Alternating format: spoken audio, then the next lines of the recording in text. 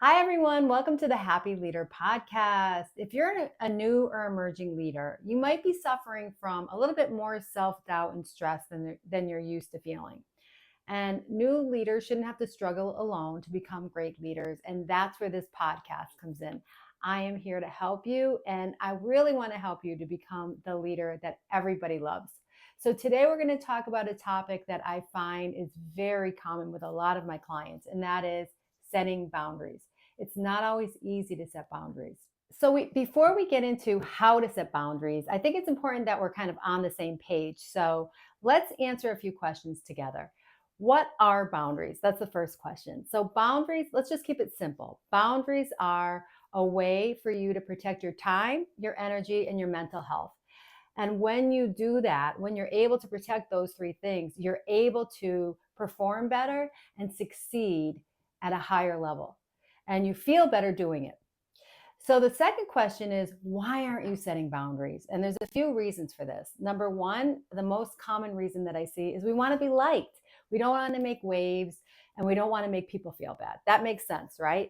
Sometimes, though, in wanting to be liked and not wanting to make waves, people don't respect us as much as they could in our role. And we kind of get the opposite result of the one we want most. And we'll talk a little bit more about how that happens. You want people to think that you can handle things, especially in your role as a new leader. This is very common for new leaders. Also, you don't want to step on toes. You don't want people to think that you're telling them what to do. Oftentimes, maybe you have a little bit of imposter syndrome creeping in here, or maybe you're not totally confident in your role yet. So part of you says to yourself, who am I to tell them what to do, especially if it's a colleague?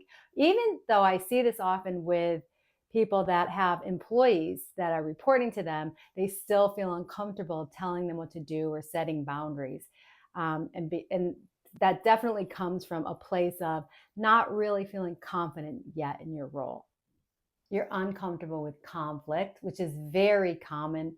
In fact, most people are uncomfortable with conflict. It's rare for people to seek that conflict, right? Oftentimes you think people should already know this stuff. So why should you set a boundary? They should know this, they should be doing this. But that's actually a subconscious mind game that often we play with others because it gets us off the hook. Why should I set a boundary with them if this is something they should be doing already? That makes it their fault. So it gets us off the hook of having the responsibility of having to set a boundary. So that's it. The 5 reasons why people don't set boundaries. You want to be liked. You want people to think you can handle things. You don't want to step on toes. You don't want to have conflict, or you're uncomfortable with conflict, or you think people should know this already. Now, how can we overcome those things and move forward and set boundaries when we're feeling stressed, when we're feeling overwhelmed, and when people aren't doing what they're supposed to do? These reasons for not setting boundaries didn't just crop up yesterday. In fact, you've had them for a long time. They're part of what I call your map. So, your map is a pattern of emotions and behaviors that started when you were really young to meet these 3 fundamental needs that we all have as human beings. And they start very early. Number one, the need to feel safe and secure, the need to feel love and connection, and the need to feel worthy or good enough. So we create our map. Our map is really these subconscious patterns of behaviors, beliefs, and emotions that we created without even realizing it to meet these needs: the need to feel safe and secure, the need to feel love and connection, and the need to feel worthy or good enough. Think about what was acceptable in your home when you were young. Did you have to avoid conflict? Did you have to be good to get approval? Or were you not able to express certain emotions? Were you not able to express fear, anger, frustration? That definitely was me. My mom was loving but tough. And they did not, my dad too, they didn't really want us to make waves, and we had to be quiet, and we couldn't really express our emotions. So we never learned how to have difficult conversations, and we didn't really handle things well. we were all a little bit passive aggressive, or a lot passive aggressive, or angry. That's the only way we really learned how to communicate with each other. And that wasn't healthy. That's for another day, which I will definitely tell you some stories about that. Some pretty bad ones that showed up at work for me when I wasn't really showing up at my best, because I never really learned how to have difficult conversations. So I want you to think about, what were your patterns at home? What was allowed and what wasn't allowed? A lot of my clients, they really weren't allowed to express what they were feeling.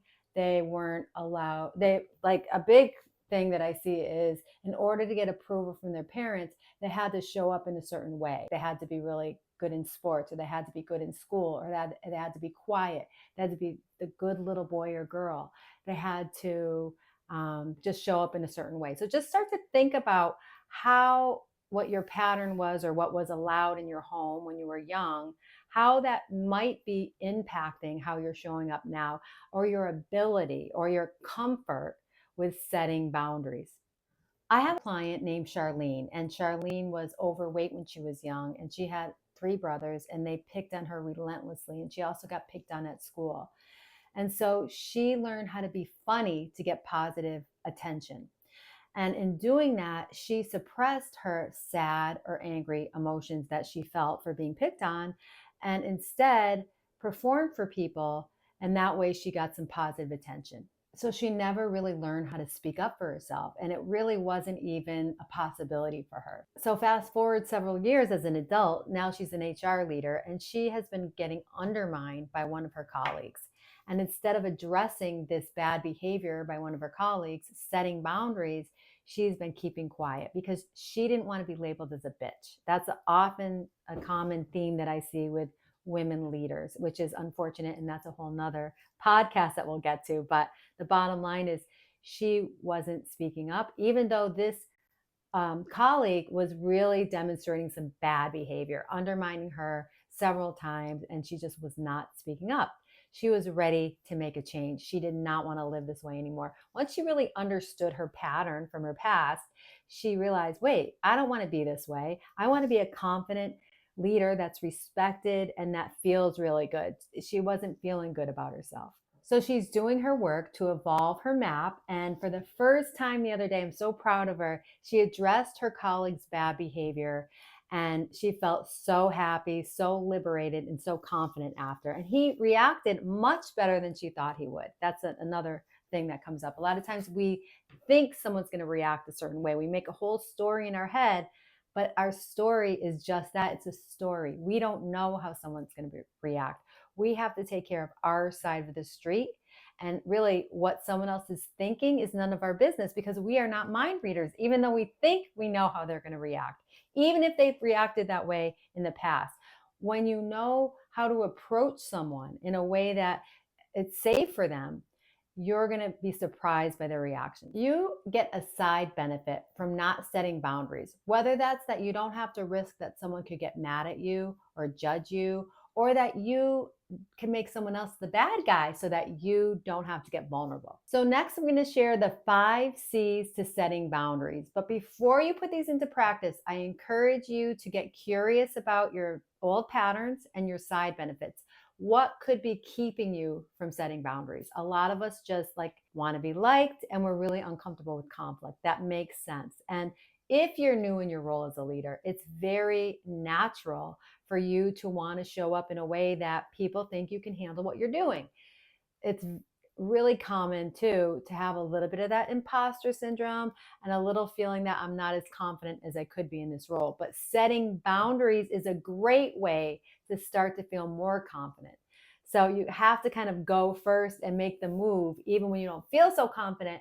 And then that's going to help you to feel better about it. Okay. So setting boundaries, before we get into the 5 C's, I want you to think about somebody that maybe something that happened recently that has bothered you a little bit. It could be at work, but it could be outside of work too. What I find with my clients is whenever it's somebody that they love in their life, whether it's your significant other or someone that you really care about, a family member or a friend, it can be more challenging than people at work.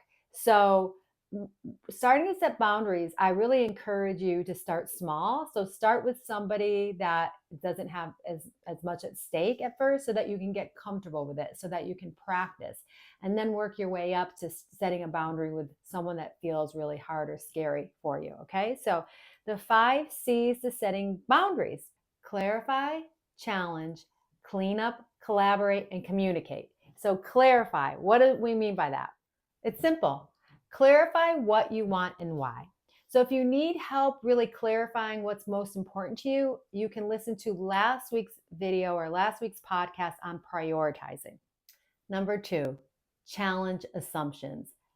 If we're really honest with ourselves, we all make assumptions. We're making assumptions every day.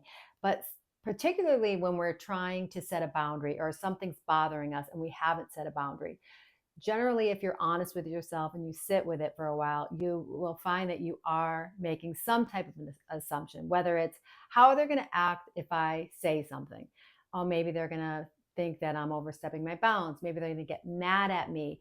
Maybe they're going to be frustrated. Maybe they're going to get defensive. Another assumption we make is that they should know better, or they should be able to read my mind. Maybe we don't say that they should be able to read my mind, but in some way we think that they should know.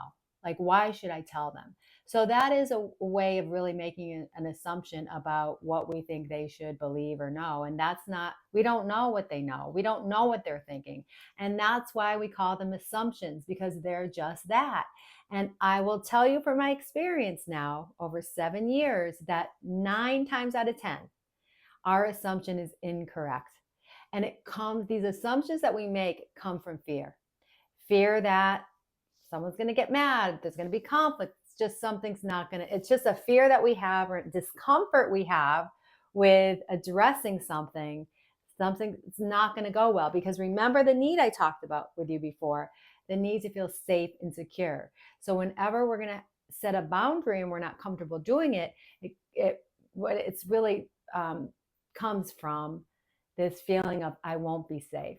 I won't be secure if I have this conversation. So the 3rd C for setting boundaries is to clean up your side of the street. What do I mean by that? What I mean by that is you should set boundaries with yourself before you set boundaries with others. So this is really kind of a kind of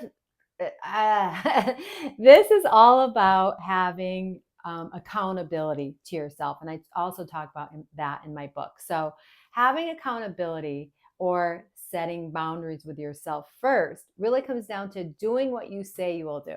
So let's just give you an example. If you say, tomorrow morning I'm going to get up at 5:30 and I'm going to go to do my spin class, right? And tomorrow morning you wake up, it's raining, you're tired, you're like, no, I just want to go back to sleep. So I press snooze and I don't go to do my spin class, right? What happens is you wake up later and you feel kind of bad about yourself. So when you don't keep, this is a small example, but when you don't keep promises to yourself, it chips away at your confidence. When you say you're going to do something and you do it, it builds your confidence. So when you are able to set boundaries with yourself first, keep promises to yourself, it builds that muscle to get more comfortable to set boundaries with others. That's how you're going to build your confidence. The 4th C is collaborate. Okay, so setting boundaries doesn't have to be an aggressive thing. When you are able to come to the other person on the same side, you wanting the same things and approaching the situation as, we want the same things, versus it's me against you, it's aggressive. You take the other person's defensives down, and it makes you feel more confident to have the conversation. So before you approach this, whatever the issue is that you want to set a boundary for, I want you to think about what's in it for them. Because as humans, we are motivated by what's in it for us. Even if we are giving people, you have to think about, okay, yes, I want this person to do something, but how can I look at this as, we want the same bigger outcome here? What is that? What does that outcome look like? So that's collaborate. Number 5 is simple. Communicate clearly and directly. So it's normal, totally natural to feel a little bit uncomfortable doing this at first. Start small and practice. That's all you need to do. Because when you do your first 4 C's, by the time you get to the 5th C, which is communicate clearly and directly, it's going to be a lot easier for you. Don't feel like you have to bite off more than you can chew.